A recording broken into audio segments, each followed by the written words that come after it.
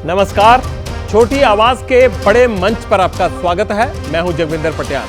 ABP news आप देख रहे हैं और अब शुरू होता है वक्त पब्लिक इंटरेस्ट का। हिंदी न्यूज के प्राइम टाइम में पटियाल अकेला ऐसा बंदा है जो जनहित में खबरों का परीक्षण करता है। आज का पहला परीक्षण दिल्ली के सीएम अरविंद केजरीवाल की बेल का होगा। सुप्रीम कोर्ट में अंतरिम जमानत मिलते मिलते रह गई। फुल हाउस पर बहस हुई, लेकिन अचानक अदालत ने सुनवाई रोकी और कहा अब हम अपने चैम्बर में जाकर इस विषय पर चर्चा करेंगे। शुक्रवार को कोर्ट ने दोनों पक्षों को तैयार होकर आने के लिए कहा था, क्योंकि 7 तारीख को केजरीवाल की अंतरिम बेल पर सुनवाई तय थी। सुनवाई तो हुई, लेकिन ना फैसला आया और ना ही यह पता चला कि कोर्ट ने अचानक प्रक्रिया क्यों रुक गई। हर सवाल का जवाब खोजेंगे, बने रहिए मेरे साथ।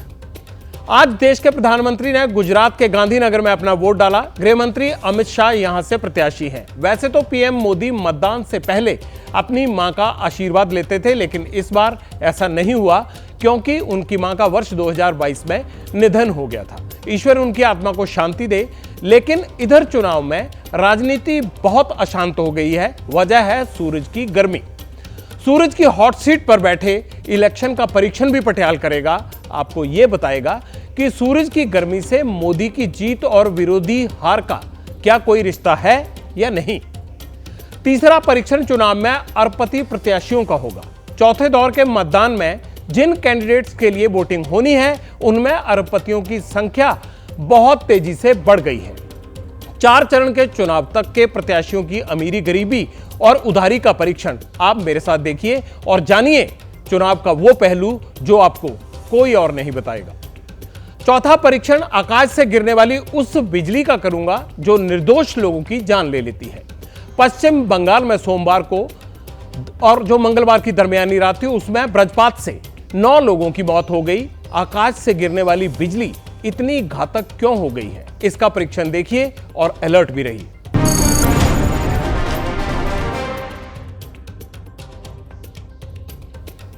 पब्लिक इंटरेस्ट में पहले परीक्षण की तरफ बढ़ूं, उससे पहले एक बड़ी खुशखबरी आपसे शेयर करना चाहता हूं।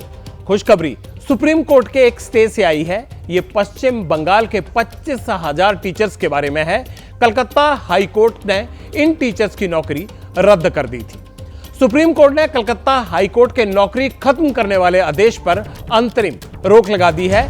16 जुलाई को इस केस में अगली सुनवाई होगी। कोर्ट ने कहा है कि जिन कैंडिडेट्स की भर्ती भ्रष्टाचार के जरिए हुई, उनको ही नौकरी से बाहर करना बेहतर होगा। राज्य सरकार ने यह बताया था कि 7 से 8 हजार लोगों ने गलत तरीके से टीचर की नौकरी हासिल की है।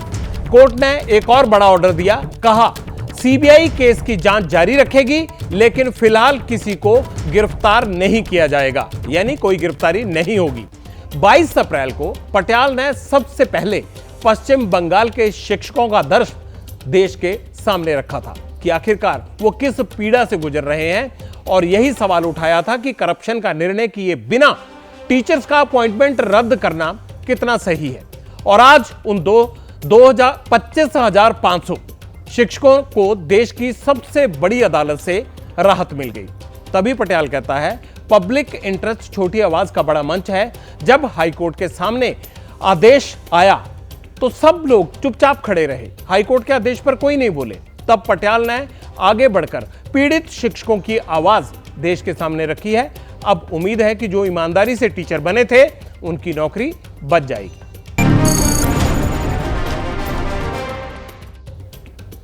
अब पटियाल इस बात का परीक्षण करेगा कि केजरीवाल को बेल पर फैसला आखिरकार रुक क्यों गया।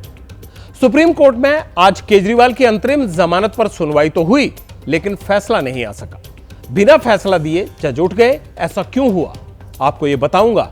लेकिन सबसे पहले यह जानने की कोशिश करते हैं कि आज केजरीवाल की जमानत पर सुनवाई अचानक रुक क्यों गई, वो भी तब जब केजरीवाल ने जमानत के लिए कोर्ट को आज सबसे बड़ा वचन दिया। क्या है सीएम केजरीवाल का सबसे बड़ा वचन, आपको यह भी बताऊंगा। कोर्ट में आज क्या क्या हुआ, इसका भी परीक्षण करूंगा। सबसे पहले जानिए कि आज कोर्ट में हुआ क्या। केजरीवाल ने सुप्रीम कोर्ट में ईडी की अरेस्ट को चुनौती दी है। इस पर करीब 4 घंटे तक सुनवाई हुई। इन 4 घंटों में से 40 मिनट अंतरिम जमानत पर सुनवाई हुई, जिसमें ईडी और केजरीवाल ने अपने वकीलों के जरिए अपनी अपनी बातें रखी। 40 मिनट के अलावा 3 घंटे 20 मिनट जो सुनवाई हुई, उसमें हाईकोर्ट ने उस आदेश पर बहस की, या हाईकोर्ट में उस आदेश पर बहस हुई थी जिसमें केजरीवाल की गिरफ्तारी को सही बताया गया था। इस दौरान ईडी और केजरीवाल के वकीलों ने एक दूसरे के खिलाफ 35 से ज्यादा दलीलें दी। सुप्रीम कोर्ट में अब इस मामले की सुनवाई 9 मई को या फिर अगले हफ्ते हो सकती है। इसमें बड़ी बड़ी बातें क्या निकल कर आई?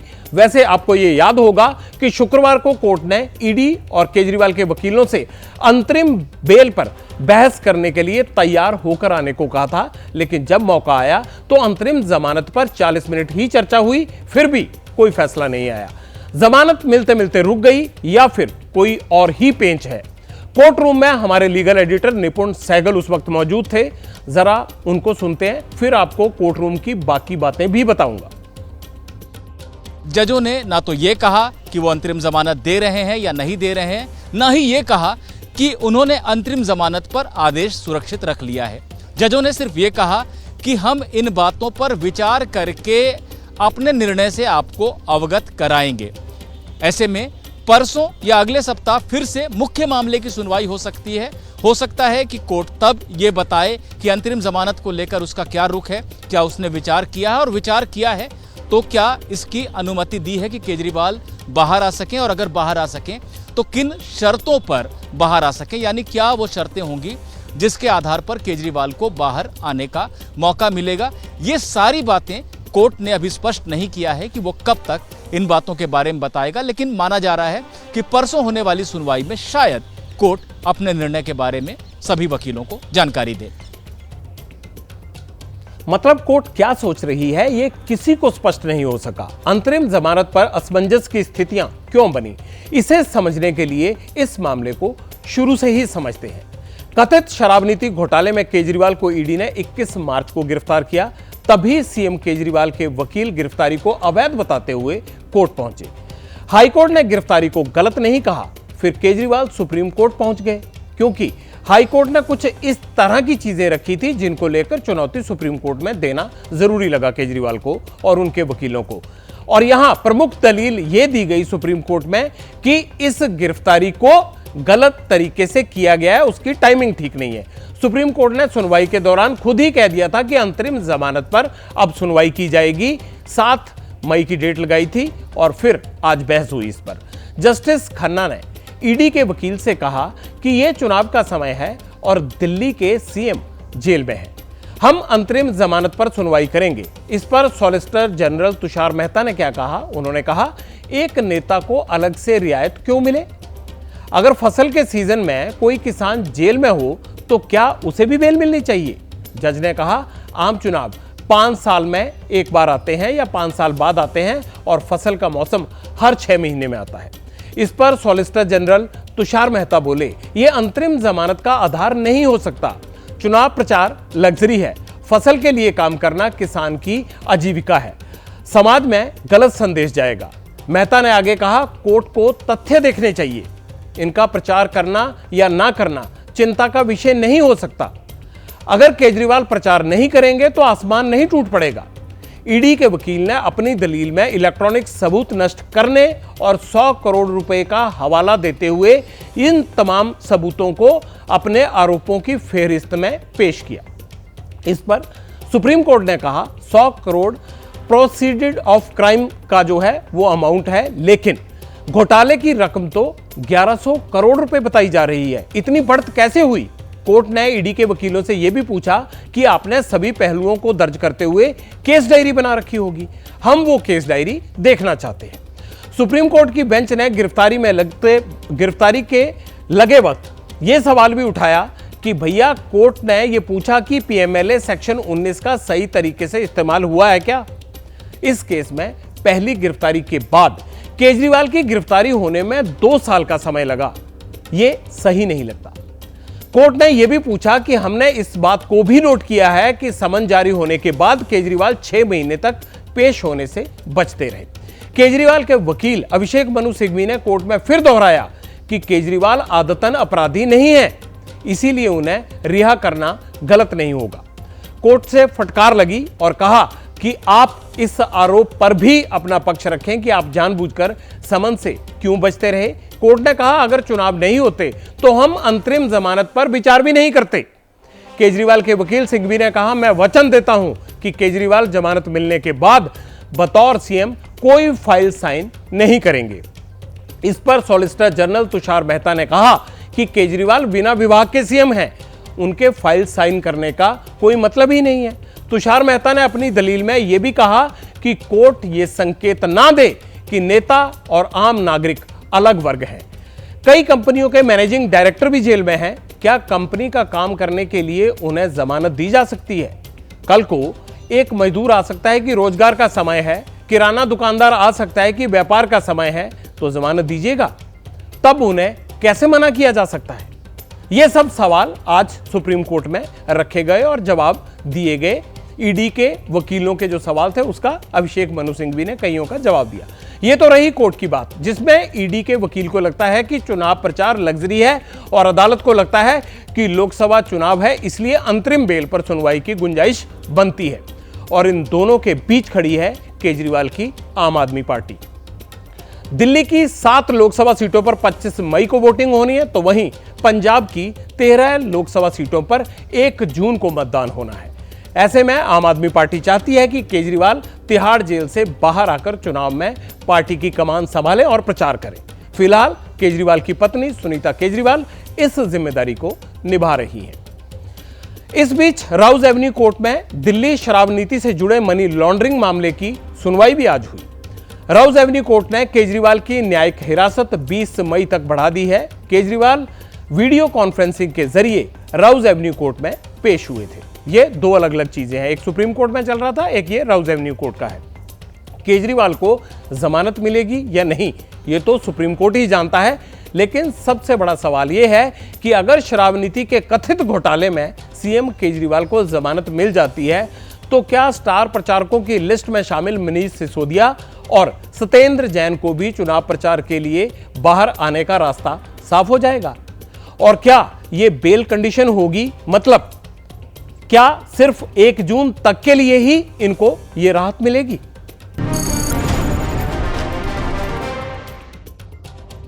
जिस प्रधानमंत्री को चुनने के लिए मतदान हो रहा है, आज उसी चुनाव में खुद मौजूदा प्रधानमंत्री ने मतदान किया। पीएम ने गुजरात के गांधीनगर में अपना वोट डाला। प्रधानमंत्री मोदी के जीवन में शायद ये पहला चुनाव था जिसमें मतदान से पहले उनके साथ उनकी मां नहीं दिखी। जैसा कि आप सब जानते हैं कि अब उनकी मां इस दुनिया में नहीं है। प्रधानमंत्री मोदी के संसदीय क्षेत्र में प्रत्याशी कौन है? प्रत्याशी हैं केंद्रीय गृह मंत्री अमित शाह। वो वोटिंग के लिए जा रहे प्रधानमंत्री के साथ ही दिखे, लेकिन अब अमित शाह खुद वोट डालकर बाहर निकले तो परिवार के साथ उनकी तस्वीरें चर्चा का विषय बन गई। वोट के बाद तस्वीर खिंचवाते वक्त अमित शाह अपनी पत्नी और बेटे के बीच खड़े थे, विक्ट्री का साइन बना रहे थे। कैमरों के फ्लैश धड़ाधड़ चमक रहे थे। तभी उनकी पत्नी ने हाथ में अब उनका फोन जो रखा हुआ था अमित शाह का, उनकी हथेली में फंसा वो फोन निकाल लिया। सोशल मीडिया में लोग लिख रहे हैं कि घर की होम मिनिस्टर का कोई जवाब नहीं। ये तो हुई तीसरे चरण के मतदान में अच्छे मौसम वाली बातें। अब पटियाल आपको सूरज की गर्मी में तड़प रहे राजनेता और उनकी राजनीति का परीक्षण दिखाएगा। टेस्ट इस थ्योरी का होगा कि क्या गर्मी में वोटिंग बीजेपी की जीत की गारंटी है। आज चिलचिलाती गर्मी के बीच तीसरे चरण की वोटिंग हुई। 93 सीटों पर मतदान हुआ, लेकिन गर्मी की तपिश वोटर से ज्यादा नेताओं ने महसूस की। सियासी पारा चढ़ा तो चुनावी पिच पर कुछ हॉट मुद्दे प्रकट हुए। 2 तस्वीरें अब आपके सामने रखता हूं। इनसे सियासी गर्मी वाले बवाल की पिक्चर आपके मन में और ज्यादा क्लियर हो जाएगी। विपक्ष ने हॉट वेदर में वोटिंग को मुद्दा बनाया, इस दावे के साथ कि बीजेपी जानबूझकर गर्मी में चुनाव करा रही है ताकि विपक्ष का वोट परसेंटेज घट जाए और बीजेपी चुनाव जीत सके। बीजेपी पर यह इल्जाम इसलिए भी लग रहे हैं कि 2014 और 2019 के लोकसभा चुनाव गर्मी में ही हुए थे और जीती बीजेपी थी। गर्मी में वोटिंग पर चढ़े सियासी पारे का टेस्ट पटियाल जरूर करेगा। पटियाल की प्रयोगशाला में जिन विषयों का परीक्षण होगा उनका मेन्यू पहले आप देख लीजिए। देश में अब तक किस किस मौसम में चुनाव हुए, गर्मी का असर किस चुनाव पर कितना रहा, गर्मी में चुनाव हुए तो बीजेपी का जीत प्रतिशत क्या रहा, सर्दी या बरसात में चुनाव हुए तो किसकी जीत हुई? चुनाव में वेदर का विक्ट्री फार्मूला क्या है? ये सारे पहलू हैं जिनका हम परीक्षण करेंगे। चलिए, अब परीक्षण की शुरुआत में मैं विपक्ष के एक बयान से करूंगा जो एक फिल्मी डायलॉग से बहुत मिलता जुलता है। बीजेपी से नहीं, सूरज से डर लगता है साहब। कई चुनाव हम लोगों ने गर्मियों में वोट डाले हैं। बीजेपी वालों को इस बात की भी सजा मिलनी चाहिए, हालांकि वो कहेंगे कि इलेक्शन कमीशन का फैसला है, लेकिन बीजेपी वाले जानबूझ करके गर्मी में वोट डलवाते हैं आपको तकलीफ पहुंचाने के लिए। तो ये जो गर्मियों में वोट पड़ रहा है, ये 1 महीने पहले भी वोट पड़ सकता है। चुनाव में गर्मी चरम पर है, लेकिन वोटिंग में विपक्ष इसे ज्यादा महसूस कर रहा है। इसकी वजह मैं बताता हूं आपको।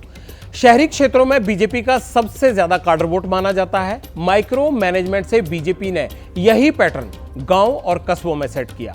पन्ना प्रमुख और पेज समिति के फॉर्मूले से वोटर के बीच पैठ बढ़ाई। बीजेपी के इलेक्शन मैनेजमेंट का जोर वोटर को बूथ तक लाने पर है।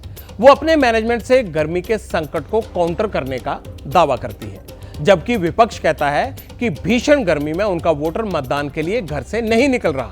लेकिन चुनाव में गर्मी का मुद्दा कितना सही है और कितना गलत, इसको साबित करने के लिए पटियाल आपको अब तक हुए 17 चुनावों के मौसम की जानकारी देगा।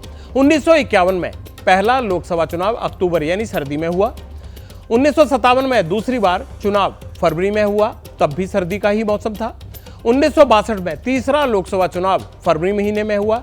67 में चौथी बार लोकसभा का चुनाव फरवरी महीने में हुआ। 1971 में पांचवी बार लोकसभा का चुनाव मार्च में हुआ, मौसम गर्म नहीं था तब भी। 1977 में फिर मार्च में हुए चुनाव। 1980 में 7वें लोकसभा चुनाव जनवरी में हुए थे। 1984 में इंदिरा गांधी की हत्या के बाद दिसंबर में चुनाव हुए। 1989 में नवंबर महीने में लोकसभा के चुनाव हुए। 1991 में पहली बार मई और जून के महीने में मतदान हुआ। 1996 में देश में 27 अप्रैल, 2 मई, 7 मई को मतदान हुआ था। 1998 में फिर आम चुनाव फरवरी के महीने में लौट आए थे। 1999 में सितंबर अक्टूबर महीने में चुनाव हुए। 2004 में चुनाव फिर गर्मी में लौटे और अप्रैल मई के महीने में मतदान हुआ था। इसके बाद 2009, 2014 और 2019 में अप्रैल और मई के महीने में ही चुनाव हुए। तो ये पिछले सारे आंकड़े हमने आपको बता दिए। अब मैं आपको बहुत इंटरेस्टिंग डेटा बताने जा रहा हूं। देश में गर्म सीजन में जब भी वोटिंग हुई तब बीजेपी कितनी बार जीती। आंकड़ा बड़ा दिलचस्प है, जरा गौर कीजिएगा। 1996 में अप्रैल और मई के महीने में मतदान हुआ।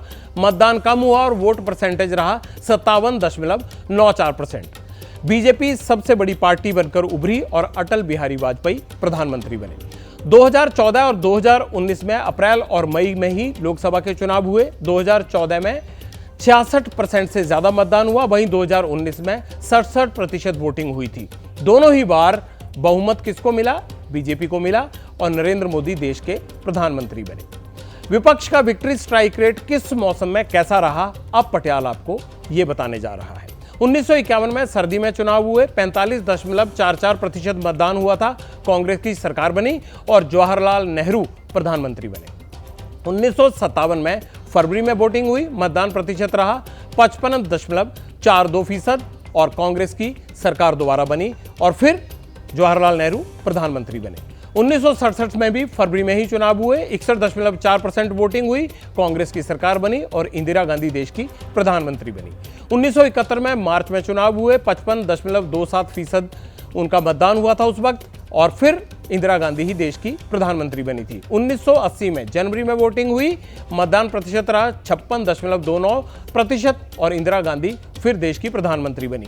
1984 में इंदिरा गांधी की हत्या के बाद अक्टूबर में चुनाव हुए। मतदान प्रतिशत 64% से ज्यादा रहा था। राजीव गांधी प्रधानमंत्री बने और 1989 में नवंबर में चुनाव हुए थे। 61% से ज्यादा मतदान हुआ था। कांग्रेस तब सबसे बड़ा दल बना और प्रधानमंत्री कौन बने? राजीव गांधी। मतलब सर्दी के मौसम में जब चुनाव हुए तो गैर बीजेपी दल जीते, लेकिन भीषण गर्मी में बीजेपी को जीत मिली। हालांकि बीजेपी ने ही 2004 में चुनाव प्रीपोन कर दिए थे, मतलब तय समय से पहले कर दिए थे।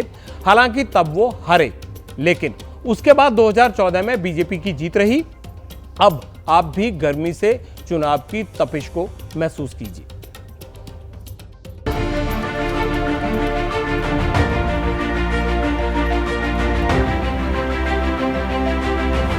हम लोगों ने गर्मियों में वोट डाले हैं। बीजेपी वालों को इस बात की भी सजा मिलनी चाहिए।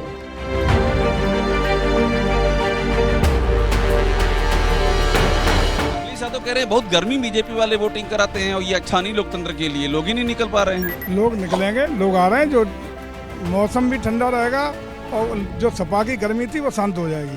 सपा की गर्मी शांत कर देंगे 100%।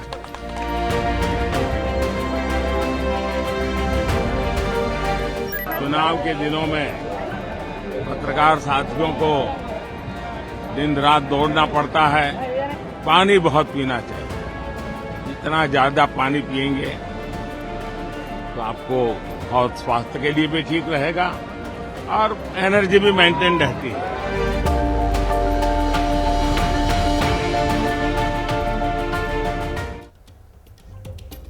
आंकड़े और बयान दोनों देख लिया आपने। अब मैं आपको भारत के जाने माने चुनाव एक्सपर्ट के पास लेकर चलूंगा, जो आपको समझाएंगे कि गर्मी के चुनाव का वोटर पर क्या असर पड़ता है। गर्मी से मतदान में शहरी वोटरों के ऊपर जो थोड़ा बहुत प्रभाव पड़ सकता है, इससे ज्यादा नहीं पड़ेगा। 1-2% का हम कह सकते हैं कि प्रभाव पड़ेगा। और फाइनल जब स्टेट इलेक्शन कमीशन ने फर्स्ट सेकंड पेज का दिया था तो आपने देखा भी कि 1 कुछ ही % का पिछले की अपेक्षा 2019 की अपेक्षा 2024 में पोल कम हुआ है। तो मेरा अपना मानना है कि असर पड़ता है, लेकिन इतना ज्यादा असर नहीं पड़ता है कि 7-8% का अंतर आए। तो वोटर मतदाता चुनाव पे हमेशा मुद्दों के आधार पर वोट देता है, न कि गर्मी उनको ज्यादा प्रभावित कर पाती है। गांव का जो वोटर होता है सुबह के अपेक्षा दोपहर या शाम के समय काफी बूथों पे जाकर पोल करते हैं। शहरी वोटर जो होते हैं कि वो धूप से बचने के लिए या गर्मी से जिसकी बात आप कर रहे हैं उससे बचने के लिए मॉर्निंग में ज्यादा पोल करते हैं। तो इसीलिए जब आप देखते होंगे कि सुबह के पोल के साथ जब 9 बजे का पोल का आंकड़ा आता है 11 बजे का, तो सीधा वो आंकड़े काफी बढ़े हुए दिखते हैं। वैसे गर्मी चुनाव में मुद्दा भी है और चुनौती भी, केवल नेताओं के लिए नहीं बल्कि चुनाव आयोग के लिए भी। 25 मई को दिल्ली में मतदान है। अब आप उनके मुख्य चुनाव अधिकारी को सुनिए।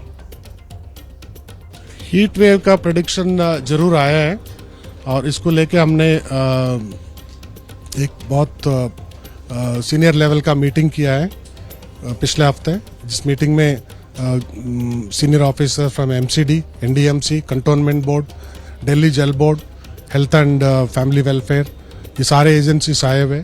हम उसको रिव्यू किया है, जो एग्जिस्टिंग हम अरेंजमेंट से करते हैं उसको क्या हम इम्प्रूव कर सकते हैं, ताकि ये हीट वेव कंडीशन अगर यदि होता है तो हम उसको कैसा डील कर सकते हैं।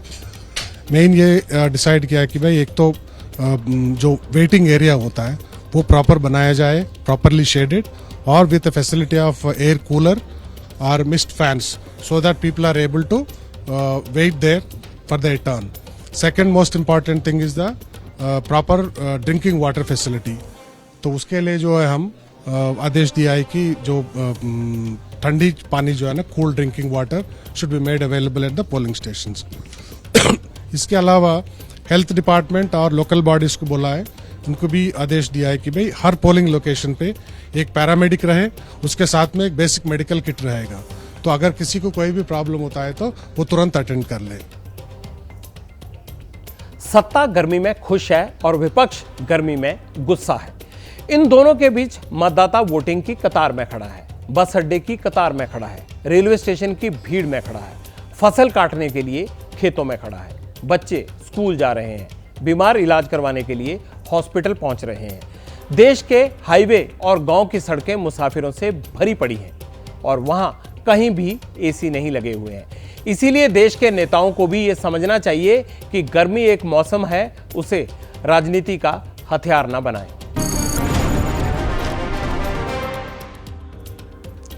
पटियाला अब लोकसभा चुनाव में बढ़ते करोड़पतियों और अरबपतियों का परीक्षण करने जा रहा है। जैसे जैसे लोकसभा चुनाव आगे बढ़ता जा रहा है, अरबपति उम्मीदवारों की लिस्ट भी लंबी होती जा रही है।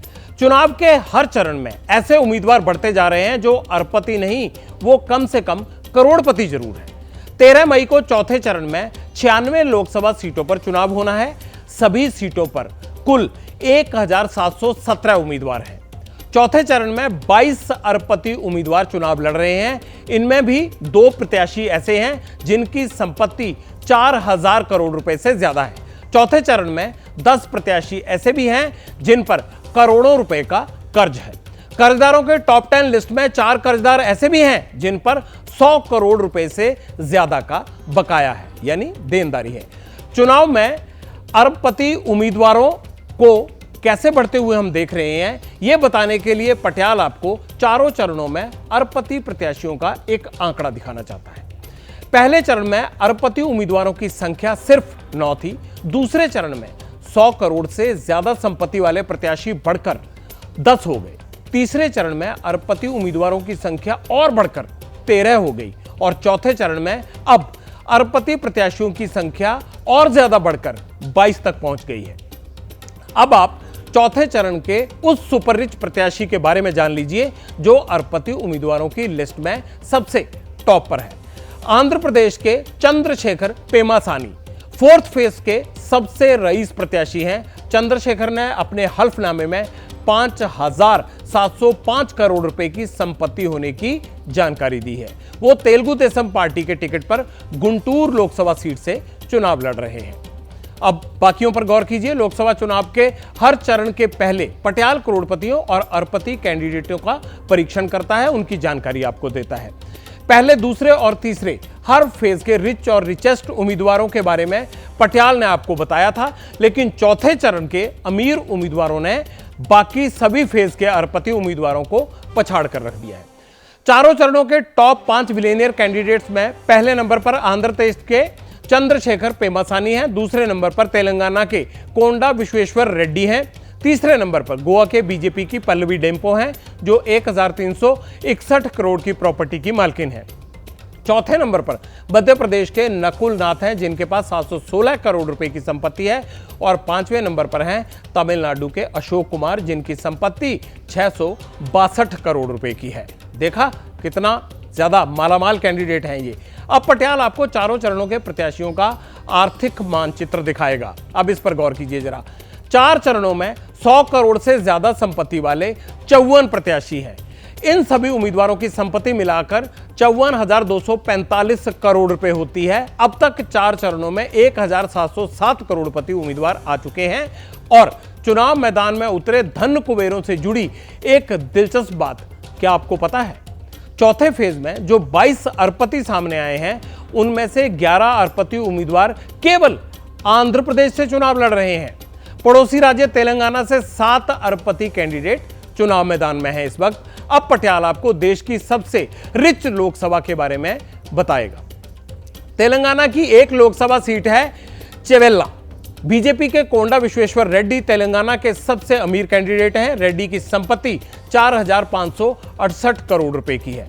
उनके सामने हैं कांग्रेस के जी रंजीत रेड्डी और बीआरएस के केजी कसानी। चेवेल्ला से दोनों उम्मीदवार भी अरबपति हैं, जो बाकी पार्टियों ने चुने हैं वो भी।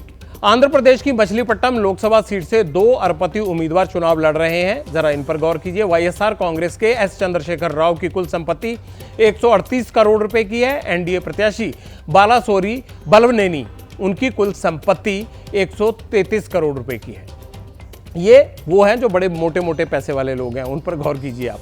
लेकिन इसी चुनाव में ऐसे प्रत्याशी भी हैं जिनके पास टिकट तो है लेकिन चुनाव खर्च के लिए धन नहीं है। इस लिस्ट में सबसे पहला नाम है ओडिशा के पुरी से कांग्रेस प्रत्याशी सुचरिता मोहंती का और दूसरा नाम है केंद्रीय वित्त मंत्री निर्मला सीतारमण का, जिन्होंने चुनाव लड़ने से ही मना कर दिया क्योंकि उनके पास चुनाव के लिए पैसे नहीं थे।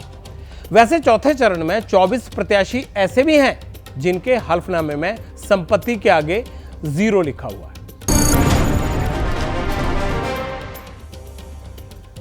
पब्लिक इंटरेस्ट में अब पटियाल आपके उस कैमरे के परीक्षण के बारे में बताएगा जो कार के भीतर ड्राइवर के सामने लगा होता है। इसकी आंख कार के भीतर और बाहर दोनों तरफ देखती है। इसे टेक्निकल भाषा में डैशबोर्ड कैम कहते हैं। इस परीक्षण की वजह बताने के लिए पटियाल आपको एक क्राइम सीन पर लेकर जाना चाहता है।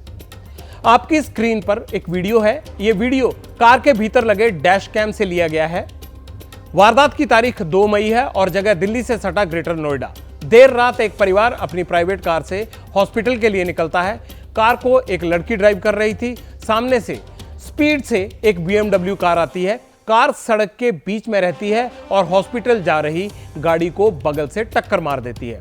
दोनों गाड़ियां बिना रुके आगे बढ़ जाती हैं, लेकिन कुछ देर बाद लड़की को लगता है कि BMW कार उसकी कार का पीछा कर रही है। तभी BMW कार ओवरटेक करती है और उससे लड़के बाहर निकलते हैं। उन्हें देखते ही लड़की कार बैक करती है, यानी वो अपनी कार को बैक करती है और साइड से निकल जाती है। BMW फिर वापस आती है, लड़की वाली कार को रोकती है। लड़के BMW कार से उतरते हैं और सड़क से पत्थर उठाने लगते हैं, बोतल भी फेंकते हैं।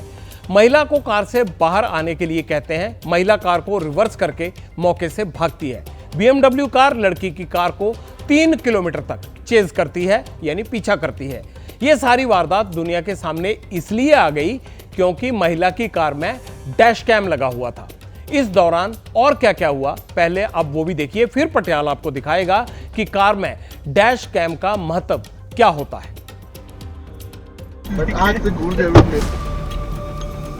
अरे रिकॉर्ड हुआ होगा, अगर कैमरे में अगर वो आया तो आ ही रहा है, इसके अंदर तो आ रहा है। ये क्या हो गया? क्या भाई? अरे 1 मिनट रुक जाओ भैया, तो ठोक ठाक देगा।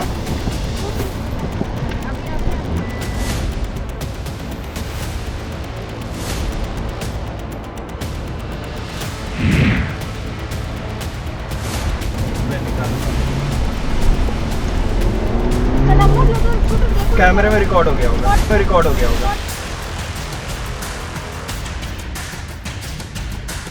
अबे यार ऐसी जगह रोका भी है कि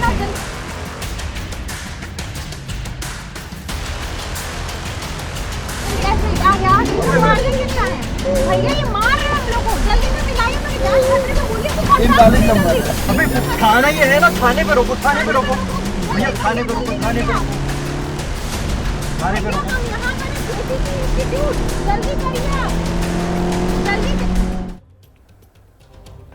यह वारदात दुनिया के सामने नहीं आती अगर लड़की की कार में डैश कैम नहीं लगा होता।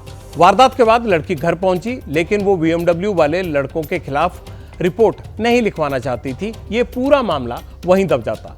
लेकिन डैश कैम की फुटेज सोशल मीडिया पर वायरल हुई और पुलिस हरकत में आ गई। पुलिस ने 2 घंटे के भीतर 3 आरोपियों को गिरफ्तार कर लिया। गुंडा एक्ट लगाकर केस दर्ज किया गया और BMW कार भी जब्त कर ली गई। पटियाल की सलाह है आपको, अब सबको गाड़ी में डैश कैम जरूर लगवाएं, उसका माइक भी ऑन रखें आप, यह आपकी सुरक्षा के लिए बेहद जरूरी है। जो दर्शक डैश कैम के बारे में समझ ना पाए हो या जिनको इसकी जानकारी नहीं हो, उनके लिए एक्सपर्ट की मदद से पटियाल ने एक छोटा सा डैश कैम परीक्षण तैयार करवाया है। उसे देखिए और समझिए। गाड़ी के अंदर ऑन बोर्ड कैमराज आते हैं जो कंटिन्यूसली आपको आपकी ड्राइविंग कंडीशंस या रोड कंडीशंस की रिकॉर्डिंग बताते हैं। और कैमराज दोनों साइड में लगते हैं, एक आगे विंडस्क्रीन के ऊपर लगता है और एक पीछे भी लगता है। बट यूजुअली आगे ही लोग लगवाते हैं ज़्यादा, जिससे कि आगे का आपको वातावरण और आगे की जो एक्शंस हैं वो सब आपको पता लगते रहें। उसके अंदर ऑडियो वीडियो दोनों होते हैं, बट यूजुअली जो ऑडियो होता है वो ऑडियो अंदर का रहता है। आप बाहर के जो एक्शन है वो ऑडियो नहीं आ सकते। इसमें सबसे पहले जो है नुकसान, तो मेरे अपने हिसाब से कुछ भी नहीं है, सिर्फ एक थोड़ा सा एडिशनल एक्सपेंस है और वो एक्सपेंस समटाइम पेज अप। अब जैसे कि ये हरकत हुई है और सोशल मीडिया के अंदर वो रिकॉर्ड आ गई।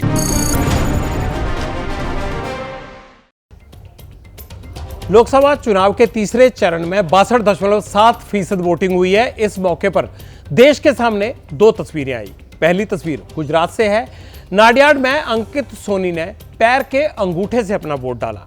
यह लोकतंत्र के लिए गर्व की बात है। मुंबई से लोकतंत्र के लिए शर्मसार करने देने वाली एक तस्वीर सामने आई।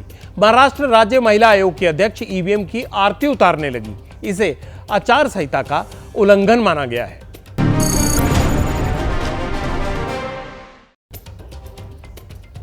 यूपी में 5 साल के बच्चे ने शराब के ठेके के खिलाफ कानूनी लड़ाई जीत ली। कानपुर के रहने वाले अथर्व ने इलाहाबाद हाईकोर्ट में मुकदमा किया था। अपने स्कूल के पास बने शराब के ठेके को हटाने की मांग की थी। आज हाईकोर्ट ने ठेके को बंद करने का आदेश दे दिया है और साथ ही हाईकोर्ट ने यह भी कहा कि ठेके को रिन्यू भी नहीं किया जाएगा। पब्लिक इंटरेस्ट में आज बस इतना ही। कल रात 9 बजे फिर होगी आपसे मुलाकात आपके मुद्दों के साथ, नए परीक्षण के साथ। मुझे दीजिए इजाजत। नमस्कार।